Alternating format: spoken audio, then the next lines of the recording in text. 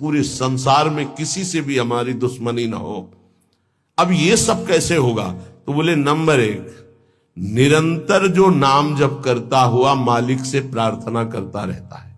मालिक कौन? अपने इष्ट से, कि हे प्रभु मुझे ऐसी सामर्थ्य दो कि कोई भी विषय मुझे परास्त न कर पावे और पूरे संसार में मेरा किसी से भी द्वेष न हो। अद्वेष्टा सर्वभूतानाम, गीता जी भी कह रही, अद्वेष्टा सर्वभूतानाम, किसी भी भूत प्राणी के प्रति हमारा द्वेष दोष भाव ना हो। पहला, निरंतर नाम जप और प्रभु से प्रार्थना। इसमें लिखा है मालिक से प्रार्थना, अपने स्वामी श्री हरि से, इष्ट से प्रार्थना कि मुझे ऐसी सामर्थ। प्रार्थना में बहुत सामर्थ है। अरे बहुत सावधानी की जरूरत है। किसी के प्रति जरा सा भी दोष चिंतन, जो भजन जिनका एक तार चलता है, बड़ी बाधा खड़ी हो जाती है।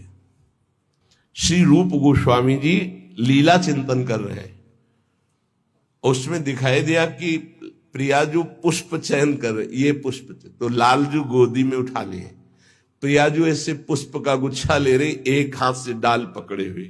लालजू ने देखा कि सुरक्षित डाल पकड़े प्रियाजू नजदीक की छोटी कुंज में, तो छोड़ दिया, तो प्रियाजू ऐसे और लालजू आनंदित हो रहे हैं।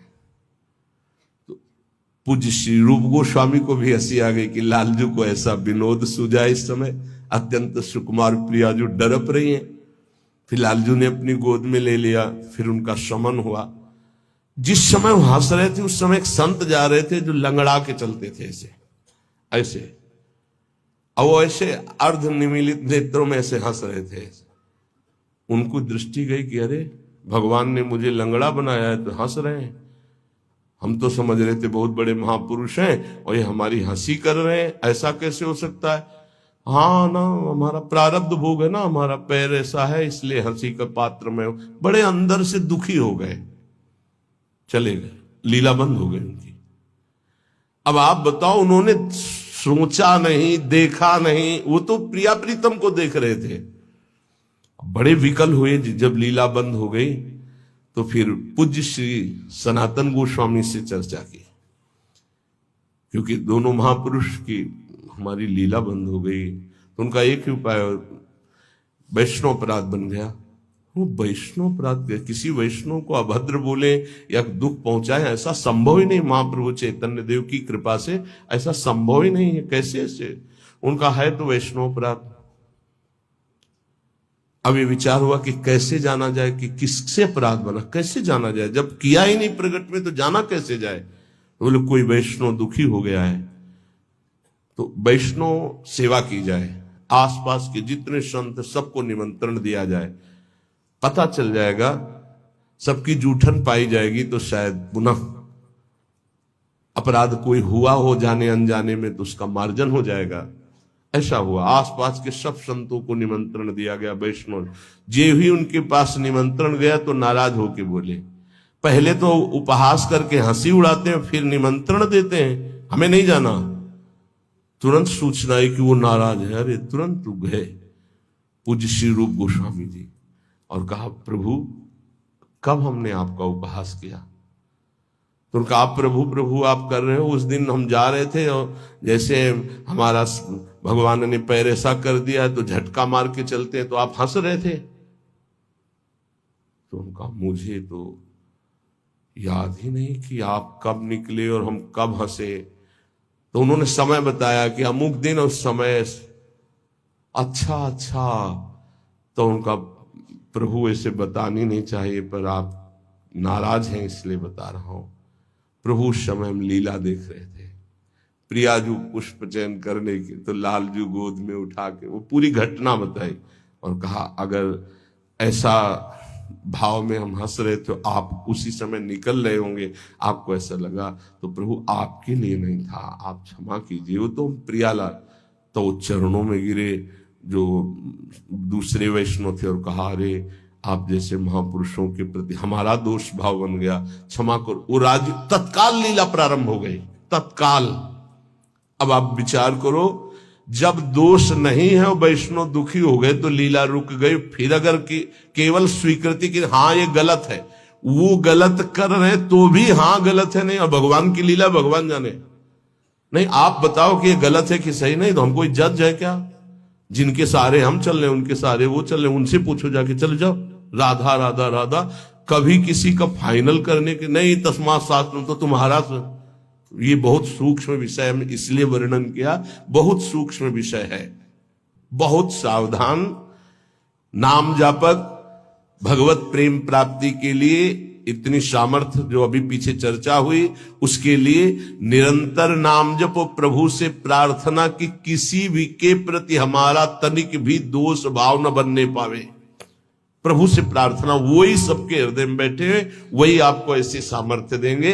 क्योंकि सृष्टि में आपके प्रति प्रतिकूल व्यवहार होगा, आपका उपहास करेंगे, आप नाना प्रकार के कटु वचन बोलेंगे, आपको सह जाना है, उनके प्रति कटु वचन नहीं करना, दोष भाव नहीं करना, नहीं अपनी भगवत प्राप्ति में बाधा आ जाएगी। ये सूक्ष्म विषय सब कोई नहीं समझ पाएगा, लेकिन उपासक जो भगवत प्राप्ति करना चाहते हैं, अपना भजन बचाना चाहते हैं, वो इस बात को अच्छे से पकड़े। दूसरा, जो दिनचर्या दी गई है उसमें आलस्य ना होना, भगवत प्रेम प्राप्ति या ऊंचाई पर चढ़ने के लिए जो दिनचर्या है, हमको ये नहीं देखना है कि अमुक साधक आता है कि नहीं आता है, अमुक नहीं आता तो हम भी नहीं आते हैं, ऐसा नहीं। अमुक की त्रुटि है, उसका सुधार करना चाहे तो कर सकता है, लेकिन आप सुधरे हुए हो तो आपको अच्छे आचरणों का अनुकरण करना है। आपको ऐसे आचरण नहीं करने हैं जिनसे हमारी दिनचर्या बाधित हो जाए। एक चीज और ध्यान रखना है, इसको बहुत विस्तृत रूप से समझा इसलिए रहे कि एक दिनचर्या है जिसके पास सेवा नहीं, गुरु सेवा, और एक दिनचर्या है जो गुरुजनों की सेवा में रहते हैं। उनसे हो सकता है जो भागवतिक दिनचर्या का आदेश दिया गया है वो ना हो, तो उनको असंतुष्ट नहीं होना, क्योंकि वो गुरु सेवा में है। सारी दिनचर्या का फल जो है वो गुरु प्रसन्नता है। तो अगर वो गुरु सेवा में, जैसे हमारी श्री जी की भोग सेवा में है, अब प्रातः बाल भोग से लेकर के शयन तक कितने भोग श्री जी को लगते हैं, अब उनमें उनको हो कि हमारी दिनचर्या तो नहीं। अब जैसे जो और हैं सेवा में है, बहुत से, कोई किसी सेवा में, कोई किसी सेवा में, अब उनकी दिनचर्या वो माला लेके नहीं बैठेंगे। थोड़ी थोड़ी देर में जो दिनचर्याएं हैं, जो सेवाएं हैं, तो उनको इस बात का पश्चाताप नहीं करना कि मेरी दिनचर्या नहीं चल रही। वो तुम्हारी दिनचर्या गुरु प्रसन्नता के अंतर्गत है, उसमें नहीं सोच। और ये नहीं सोचना कि अब हम सेवा कर रहे हैं तो हमारा वो भजन तो हो नहीं रहा जो दूसरे माला से कर रहे हैं, तो पता नहीं मेरी गति क्या होगी। ये नहीं सोच। गुरु सेवा का एक प्रताप है, ये भी ध्यान रखना। जैसे मान लो कोई शरीर के वस्त्र धो रहा है, कोई ऐसी सेवाएं कर रहा है, वो नाना प्रकार की सेवाएं हैं जिनमें उनको समय ही नहीं मिल रहा कि वो बैठ करके पद गायन करे, वो 11 माला 41 माला वो संख्या पूरी करे। अच्छा, सेवाओं में लगा है तो उसका मन लगा है। अब उसका मन कहाँ लगा है? ये वस्त्र गुरु जी का है, ये गुरु जी के लिए जल है, ये उसका चिंतन हो रहा। ध्यान मूलम गुरु मूर्ति, पूजा मूलम गुरु पदम, मंत्र मूलम गुरु वाक्य, मोक्ष मूलम गुरु कृपा। क्योंकि कई साधक ऐसे हैं जो फिर उनको पश्चाताप होगा कि दिनचर्या में बाधा पड़ रही हमारी, तो दिनचर्या की चर्चा हुई थी। नहीं, जिनको सेवा मिली हुई है उन। एक बार भगवान शंकराचार्य जी से कई शिष्यों ने कहा कि एक ये ब्रह्म सूत्र है, इसकी व्याख्या सुनना चाहते। तो उनकी शरीर सेवा में स्नान के बाद जो वस्त्र लंगोटी आदि प्रक्षालन करना है, वो त्रोटकाचार्य जी रहते थे। तो उन्होंने कहा त्रोटक को आ जाने दी। तो उन्होंने कहा प्रभु वो तो कभी व्याकरण नहीं पढ़े, कभी शास्त्र, जब गायन स्वाध्याय होता है तो कभी बैठते नहीं हो, तो शरीर सेवा में ही लगे रहते। मतलब ज्ञान की चर्चा थी ना, तो शरीर को, गुरु के शरीर को वो साधारण शरीर समझ रहे थे। उनका अच्छा ऐसी बात है, आ जाने दो उसको। जब आ गए तो बोले खड़े हो, इस ब्रह्म सूत्र की व्याख्या करके बताओ। तो जो पढ़ने लिखने से नहीं आता, गुरु कृपा से आता है। तत्काल संस्कृत का प्रादुर्भाव हुआ और वैदिक सिद्धांतों का प्रवचन, सब दंग रह गए। तो उनका गुरु की लंगोटी ढोने वाले को साधारण समझते हो क्या? साधारण नहीं होता गुरु की लंगोटी धोने वाला, वस्त्र धोने वाला। असाधारण कृपा से सौभाग्य मिलता है, असाधारण कृपा से। तो जिनकी जो दिनचर्या ऐसी है कि उनको फुर्सत ही नहीं है, तो उनको कभी नहीं सोचना कि इतने बजे इतने बजे इतने, उनकी दिनचर्या है। तो ये चीजें ध्यान रखना है उपासक को। प्रमाद में हमें दिनचर्या में बाधा नहीं पहुंचानी, प्रमाद युक्त हमारी दिनचर्या नहीं होनी चाहिए। यदि गुरु सेवा, इष्ट सेवा में हमारी जो गुरु की अन्य साधकों के प्रति बताई हुई दिनचर्या उसमें बाधा पड़ती है, तो वो बाधा नहीं मानी जाएगी आपकी। दूसरा जो अभी वर्णन किया, गुरु प्रदत्त दिनचर्या में बाधा नहीं होनी चाहिए। बहुत बड़ी चीज है गुरु प्रदत्त दिनचर्या, बहुत बड़ी वस्तु है, बहुत बड़ी वस्तु। गुरु सेवा मिल गई तो लाडली जो अधीन हो गई पक्का। तीसरा, कुसंग से दूर रहना, ये बहुत जरूरी है, बहुत जरूरी है। रावण लंका में रहता था, लंका समुद्र के किनारे थी, समुद्र निर्दोष था, पर ऐसे दोषी का संग समीपता होने के कारण समुद्र को बांध लिया गया, समुद्र बांधा गया। जिसकी मर्यादा अपार है उसे मर्यादा पुरुषोत्तम ने बांध दिया। किस लिए बांधा गया था? क्योंकि रावण का पड़ोसी था, रावण का पड़ोसी होने के कारण समुद्र को बांध दिया गया। जो रही मुत्तम प्रकृति का कर सकत कुसंग, चंदन विष व्यापत नहीं लपटे रहत भुजंग। अच्छा, जब कोई गलत करता है तो वो चार से थोड़ी कहता है कि मैं गलत करता हूं, नहीं, वो सही और कुबुद्धि को वो ही सही दिखाई देता है, गलत सही दिखाई देता है और वो परमार्थ से भ्रष्ट हो जाता है। इसलिए कुसंग से बहुत दूर रहना चाहिए। सत्संग और कुसंग का कैसे पहचान करोगे कि हमारा कुसंग हो रहा है, हमारा सत्संग हो रहा है या कुसंग हो रहा है, कैसे पहचान करोगे? तो संतों ने कहा है, जाके संग कुमति मति उपजय करत भजन में भंग, जिससे देह भाव पुष्ट होने लगे, भगवत भाव नष्ट होने लगे, वैराग्य भाव नष्ट होने लगे, राग पुष्ट होने लगे, भजन छूटने लगे, संसार अच्छा लगने लगे, नाम छूटने लगे और ध्यान अच्छा लगने लगे। गुरु से अश्रद्धा हो जाए, भक्ति से अश्रद्धा हो जाए, ये कुसंग का फल होता है। अच्छा, कुसंग का फल जब आपके ऊपर चढ़ेगा तो आपको नहीं लगेगा मैं कुसंग कर रहा हूं, नहीं तो ठीक हो जाओगे। सामने से महापुरुषों को लगेगा कुसंग कर रहा है, और वो जब कहते हैं तो उनको चिड़चिड़ाहट होती, मैं कहां कुसंग कर रहा हूं। नहीं नहीं, क्योंकि कुमति कभी स्वीकार नहीं करती कि मैं कुमति हूं, अगर स्वीकार कर ले तो सुमति आ जाए। कुसंग से बचना चाहिए। पहला है निरंतर नाम जप करते हुए भगवान से प्रार्थना करना कि कभी किसी के प्रति हमारा दोष दर्शन न हो, शत्रुता का भाव न हो। दूसरा, गुरु प्रदत्त दिनचर्या का पालन करना, आलस्य बिल्कुल ना आने देना। तीसरा, कुसंग से बचना। और चौथा, उन ग्रंथों से, उन प्रवचनों से, उन किस्से कहानियों से, उन चित्रों से बचना चाहिए जिनसे हमारा भगवत भाव नष्ट होता है। जैसे कल एक प्रसंग में प्रश्नकर्ता कह रहे थे कि हमको उपदेश मिला है कहीं से, बस श्वासों के आने जाने पर ध्यान दो, बस इसी से परम पद मिल जाए। यार, श्वासें तो वैसे ही चल रही हैं, आने जाने के ध्यान का मतलब क्या रहा? श्वासों के आने जाने का ध्यान दो कि खाली तो नहीं जा रही हैं। हर में राधा वल्लभ सी हरिवंश राधा राधा राधा। जैसे कल आपसे कहा था, नाम रूप लीला धाम से हटा दे वो कुसंग होता है। बेचारा, पर हमका थोड़ी श्रद्धा है हमारे प्रति। बोले श्रद्धा ही तो लाई है आपके पास, तो हमका आज से राधा राधा नाम जप कर, और प्रभु का जो रूप ध्यान में तुम्हारे प्रिय लगे, राम रूप, कृष्ण रूप, हरि रूप, जो भी, तुरंत ध्यान कर, उनके ध्यान में लग। ये बिहारी जो राधा रमन, जो राधा वल्लभ, जो साक्षात भगवत प्राप्ति के लिए ही तो विग्रह रूप धारण करके प्रकाशित हो रहे। कभी कभी जिसे हम सत्संग समझते हैं वो कुसंग बन जाता है। इसको ध्यान से सुनना। इसीलिए रोज सत्संग में घुमा के आ जाती है बात कि इष्ट मिले और मन मिले, मिले भजन रस रीति।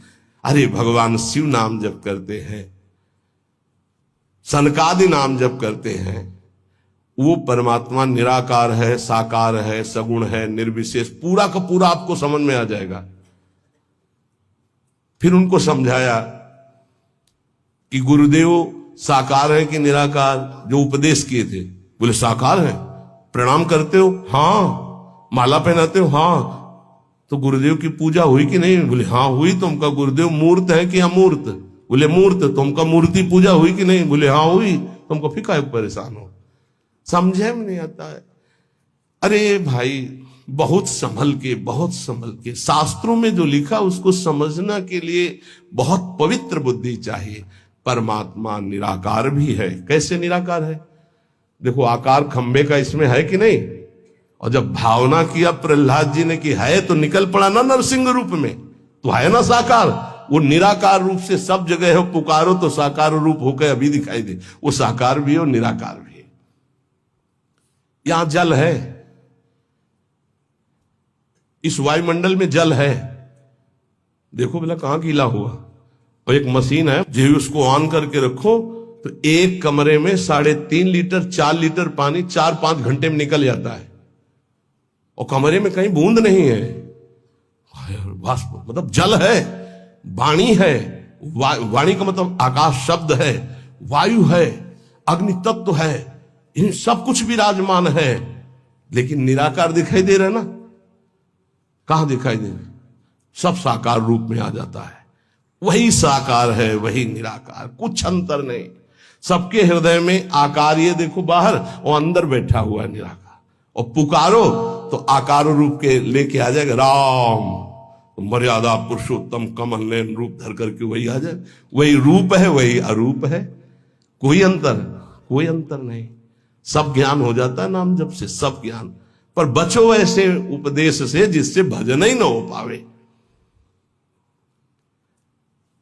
ऐसी ग्रंथ हैं ऐसे, जैसे भगवान श्री कृष्णचंद्र जी ने गीता जो लिखी है, आप भगवान की वाणी को अपने भावना के अनुसार समझ लिए, लेकिन संपूर्णतया तो भगवान ही समझावे तो समझ पाओगे ना। सोई जाने जे देह जनाई। निंदा स्तुति के विषय नहीं है, पर यह बात है कि पूज्य श्री स्वामी राम सुखदास जी महाराज इतनी सरल भाषा में गीता जी का स्वरूप प्रकाशित किया कि मुझे लगता है कि अपने जैसे मंद बुद्धि वालों को भी भगवान की दिव्य वाणी समझ में आए। स्वामी जी का अवतार इसी बात के लिए हुआ था, गीता जी के लिए, श्री स्वामी राम सुखदास जी, कि साधारण से साधारण आदमी गीता के गूढ़ शब्द को, राष्ट्र को जान जाए। इतना बड़ा विस्तार से अमृत दे दिया गीता जी के भाव का। और ज्ञानदेव जी महाराज, एकनाथ जी महाराज, आद्य गुरु भगवान शंकराचार्य, जो बहुत से बड़े बड़े महापुरुषों ने गीता जी की टीका, हमें लगता है वो इन महापुरुषों की टीका के बाद अब हमको और कौन सा ज्ञान जानना बाकी रहेगा। एक बार एक सेवकवाणी श्री दामोदर दास सेवक जी की, नए नए हम थे तो हमको किसी ने दिया था कि पढ़ना। महाराज जी को हमारा ये काम था, गुरु जी से जांच करवाए बिना हम किसी, क्योंकि पता है कि जिस विषय के हमें तो हमारे प्रमाण लगे, तो उनका महाराज जी वाणी जी प्राप्त हुई, वो किसी और। महाराज जी ने जो देखा ऐसे वाणी ली, किसी की भी लिखी हुई है, तो लो, और तुरंत ऐसे फूल में लपेटा, बोले जाओ यमुना जी पधरा के आओ। और फिर ये वाणी आजीवन के लिए वो बस्ता में बंदी, लेकिन ये टीका जो लिखी हुई है ये पास गुरुदेव से, इसीलिए हम जितने भी साधक अपने, हमारे गुरुदेव ने जो पास किया है अर्थ, ये पूज्य श्री आचार्य चरण का। बस कोई भी हो, गुरु से जो पास, बस वही। तो ये ध्यान रखना कि महापुरुषों ने जो टीका की है वो ऐसे अर्थ नहीं लिखा है। गुरुजनों की दृष्टि बहुत पैनी होती है, अपने बच्चे को कैसे बचाते हैं। ये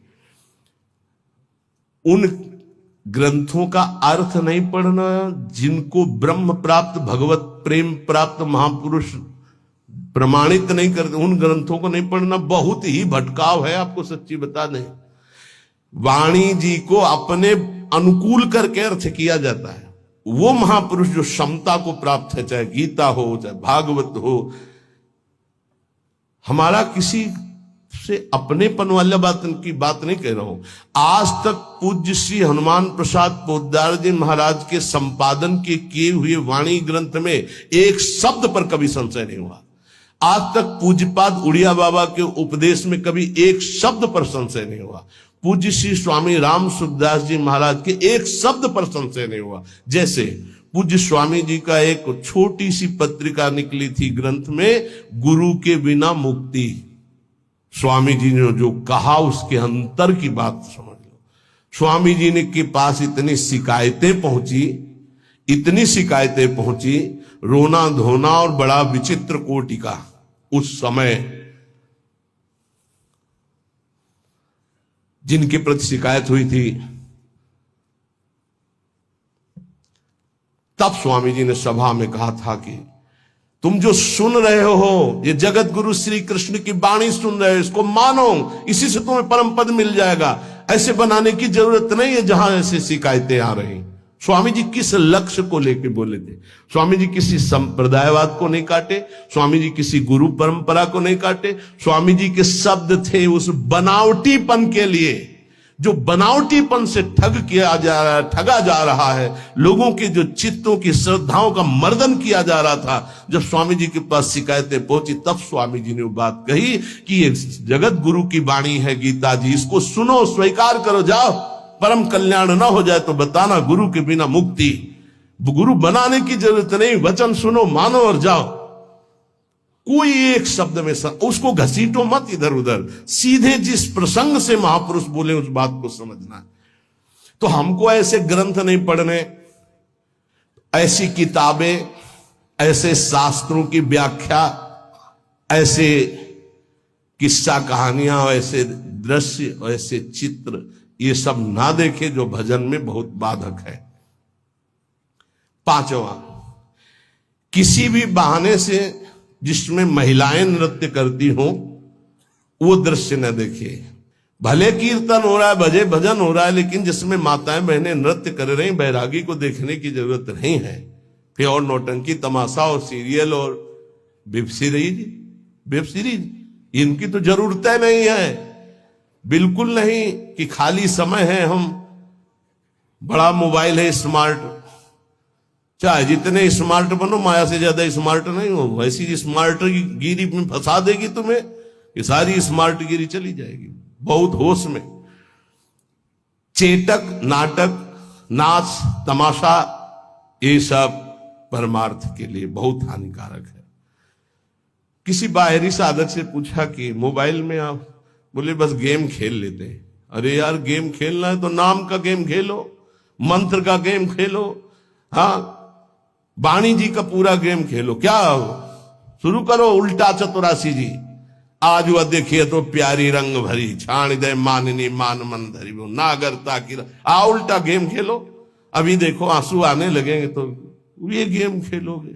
अगला सूत्र, प्रेम प्राप्ति के, अपनी निरख परख स्वयं करते हुए गुरुदेव से जांच करा ले। अपनी अंतर की वृत्तियों को देख ले, जहां को संशय लगे तो जांच करवा ले कि ये वृत्ति सही है या गलत, जैसे बाहरी लोग आके कराते हैं। अब सबे खड़े ना हो जाए वहां जाके कि एकांतिक तुम वहीं से होने लगे। रोज सत्संग में यही तो जांच परख होती कि आप अपनी जांच कर लो। नहीं तो एक बार कहा कि अपनी दिनचर्या बना के आओ, तो इतने कागज आ गए, हम कब तक हम इनको देखेंगे। दिनचर्या जांच, इंद्रियों का जब विषयों के प्रति आक्रमण होता है, एक वेग होता है, एक आकर्षण होता है, एक ऐसा जिसे तुम रोक नहीं सकते, उस समय तुम्हें जरूर संत संग में हो जाना चाहिए। उस समय बुद्धि काम नहीं करेगी। और जिस समय तुम्हारा केवल बुरा चिंतन बन रहा है, ये उस समय की बात है कि आक्रमण हो चुका है, अब तुम बच नहीं सकते। अब इसको संत संग से मिटाओ तुरंत, तुम अकेले नहीं मिटा पाओगे।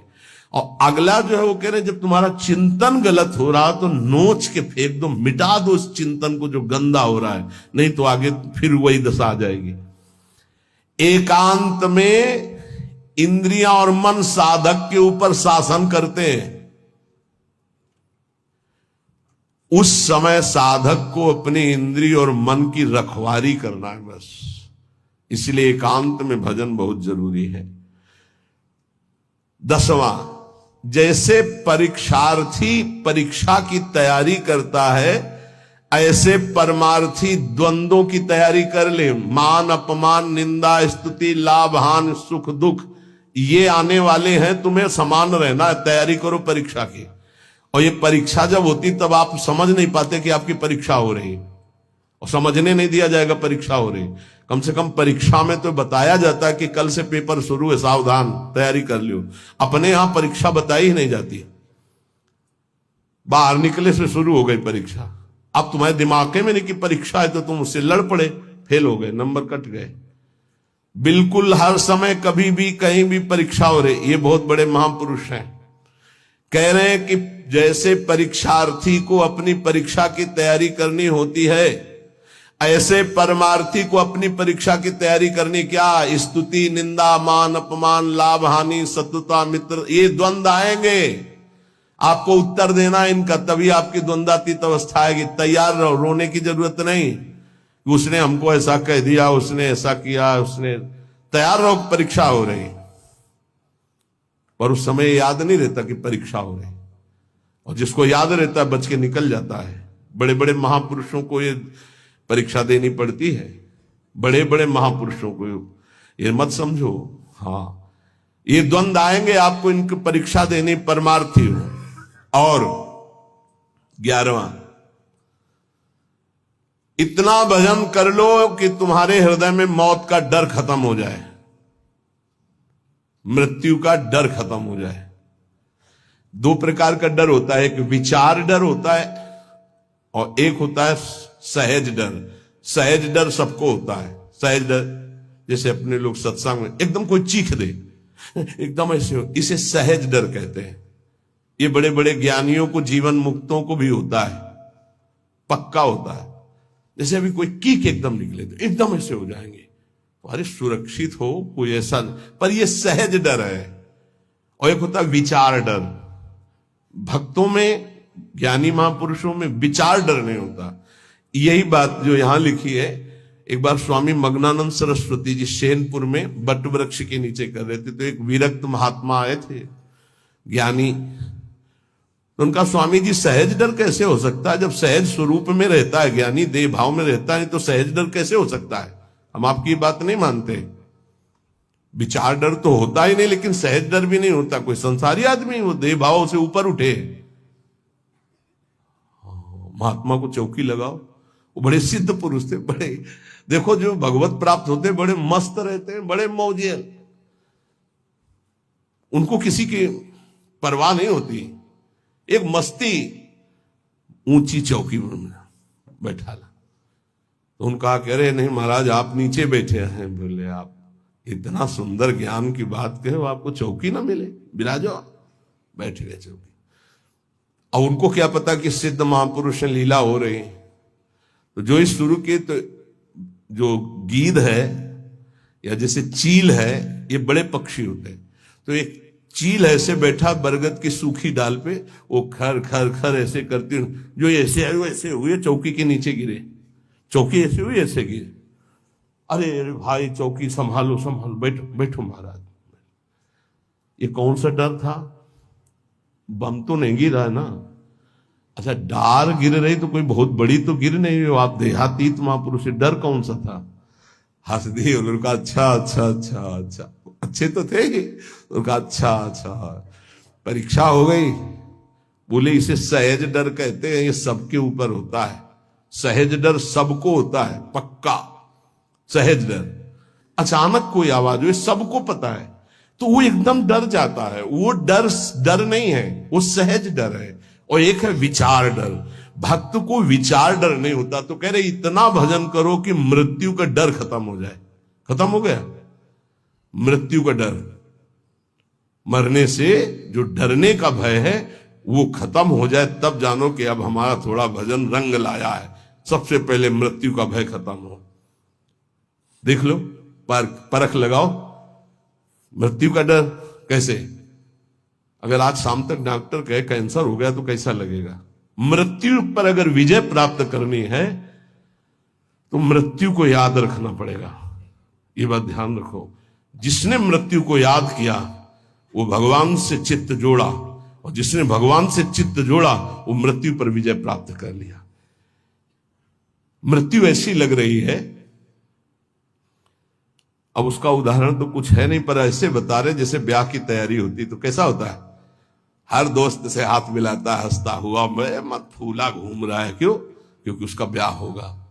लौकिक उदाहरण परमार्थ में फिट ही नहीं होता, पर वो कुछ फूलन जिसे कहते हैं, उत्साह जिसे कहते हैं, वो ऐसा कुछ समझो जैसे माँ के इकलौते बेटे का ब्याह तय हो गया और बारात की व्यवस्था बिल्कुल फिट तैयारी हो रही, उससे देखो नई साड़ी पहने मार फूली फूली जो घूमती है, नहीं घूमती? इससे असंख्य गुना सुख उस उपासक को होता है जिसको मृत्यु का डर खत्म हो जाता है भजन से। ये ऐसा कि जैसे कि कब वो दिन आएगा जब श्रृंगार करके हम अपनी प्रियाजू के पास होंगे और इस शरीर का व्यवहार खत्म प्रियाजू के पास। धन्य है वो घड़ी जिस दिन प्रियाजू की प्रगट समीपता सेवा की और प्रगट व्यवहार खत्म। इसका ऐसा आनंद होता है जैसे उस मां को अपने बेटे के ब्याह में, उस बेटे को अपनी पत्नी के मिलन की चाह में जो सुख की एक फूलन होती है वो तो एक प्राकृतिक है, इससे अनंत गुना फूलन उपासक के हृदय में होती इष्ट से मिलने की, मिले हुए भी अनमिल।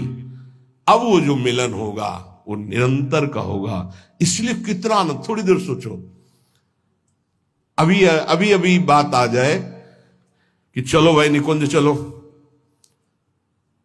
कौन कौन तैयार होगा? अभी चलने के लिए तत्काल में तैयार वो है जिन्होंने सर्वस्व त्याग करके एकांत में रोया है प्रिया के लिए, वो कह देंगे अभी ले चलो इसी क्षण, क्योंकि उनके सिवा मेरा कोई है नहीं और मैं उन्हीं के लिए तड़प रहा हूं या तड़प रही हूं। ये है मृत्यु के डर पर विजय प्राप्त करना।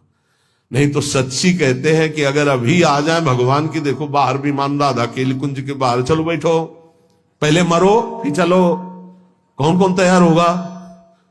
तो बहुत कम तैयार होंगे। असलियत में मृत्यु का डर खत्म हो जाए। देखो हाथ जिसने उठाया हिम्मत से उठाया है और देख लेला। अगर अब डरे तो कच्चे रहोगे, नहीं सच्चे हैं श्री जी के लिए। मुझे श्री जी चाहिए, ये शरीर तो छूटना ही आज नहीं तो कल छूटेगा प्यारे, श्री जी के लिए पक्का। और जिसने हाथ उठाया है बस हिम्मत रखना, चलोगे साथ ही। देखो एक प्रेमानंद ऐसे यहां सोफा में बैठा है और एक प्रेमानंद तुम्हारे दिमाग में बैठा है, देख लो। तुम्हारे दिमाग वाला प्रेमानंद तभी मुक्त होगा जब तुमको मुक्त कर देगा, ये बात पकड़ लेना।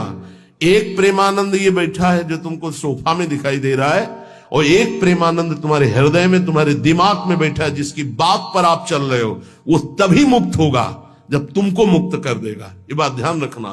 सच्चा गुरु कभी अपने को मुक्त नहीं होने देगा जब तक तुम्हें मुक्त नहीं होने देगा। गुरु बंदी बन जाता है शिष्य के हृदय में, जब शिष्य को भगवत प्राप्ति करा देता है तब वो मुक्त होता है। ये गुरु बनना कोई खिलवाड़ नहीं है, गुरु प्रताप से गुरु का। ये जो तुम्हारे हृदय में प्रेमानंद बैठा है, देखो है कि नहीं, तुम्हारे दिमाग में जो है, तुम्हारे हृदय में, वो तुम्हें जीवन मुक्त करने के लिए बंदी बन गया तुम्हारे हृदय में। वो तभी मुक्त होगा जब तुम्हें मुक्त कर देगा। तो जितनी जल्दी तुम मुक्त होगे उतनी जल्दी वो मुक्त होगा। वो गुरु मोक्ष स्वीकार नहीं करता, पहले शिष्य का। कौन सा गुरु? ध्यान रखना, जो तुम्हारे हृदय में बैठा हुआ। ये हम जानते हो किसकी बात कर रहे हैं? श्री ज्ञानदेव जी की, श्री एकनाथ जी की। इन बड़े बड़े महापुरुषों के वचनों में जब स्वाध्याय पूर्व में किया था तभी पकड़ा था कि गुरुदेव शिष्य के हृदय में तब तक बंदी बन के रहते हैं जब तक उसका परम कल्याण नहीं कर देते।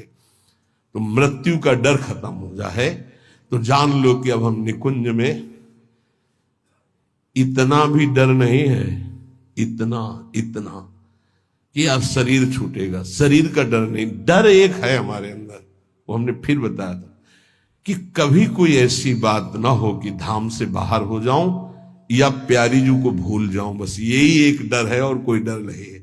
और इसी डर के लिए आचार्य और गुरु से भीख मांगते रहते, याचना करते रहते। हम सब जिस समय संध्या आरती होती तो एक दोबारे कहते, बिसरी हो ना बिसारी हो यही दान मुहि देहु, श्री हरिवंश के लाडिले मोहि अपनी करी ले। कभी मैं आपको भूलू नहीं और आप भी कभी कभी याद कर लें कि मेरी दासी है, मेरा निज जन है। बस यही अपने लोग संध्या आरती में रोज प्रार्थना करते हैं, बिसरी हो ना बिसारी हो यही दान। पहला, निरंतर नाम जप, प्रभु से प्रार्थना करना कि किसी के प्रति हमारा दोष दर्शन न हो। दूसरा, अपने गुरु प्रदत्त नित्य दिनचर्या को यथावत करना, आलस्य प्रमाद न करना। तीसरा, कुसंग से दूर रहना। चौथा, बुरी किताबें, किस्सा, कहानियां या ऐसी टीकाएं न पढ़ना जो हमारे अंदर भ्रम पैदा कर दे। पांचवा, नाच तमाशा, चेटक, नाटक, चित्र और ऐसे दृश्य, ऐसे सीरीज आदि न देखे जिससे हमारा मन विषयों में चला जाए। छठवां, अपनी निरख परख करके गुरुदेव से अपनी जांच कराते रहना। सातवां, इंद्रियों को जब देखे कि ये बुरे आक्रमण में बिल्कुल अब फंसा ही देंगी तो तत्काल किसी संत का आश्रय ले तुरंत, क्योंकि उस समय तुम्हारा विचार तुम पर हावी है।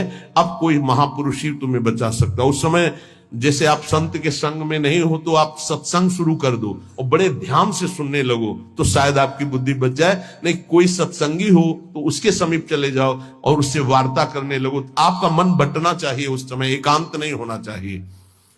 आठवां, जब बुरा चिंतन उठे, इसमें जो शब्द है उसे नोच कर निकाल के फेंक दो, उसका अस्तित्व मत रखो। नवा, एकांत में विशेष मन और इंद्रियां हावी होती हैं, इसलिए साधक को एकांत में बहुत सावधानी पूर्वक भगवत चिंतन करना चाहिए। दसवां, जैसे विद्यार्थी की परीक्षा की तैयारी होती है ऐसे परमार्थी को अपने हर समय ध्यान रखना कि तुम्हारी कभी भी परीक्षा हो सकती है और हमको उत्तीर्ण होना। जब उत्तीर्ण होगे तो भक्ति की भूमिकाएं या ज्ञान की भूमिकाएं जागृत होने लगेंगी। 11वां, मौत का डर खत्म हो जाना चाहिए।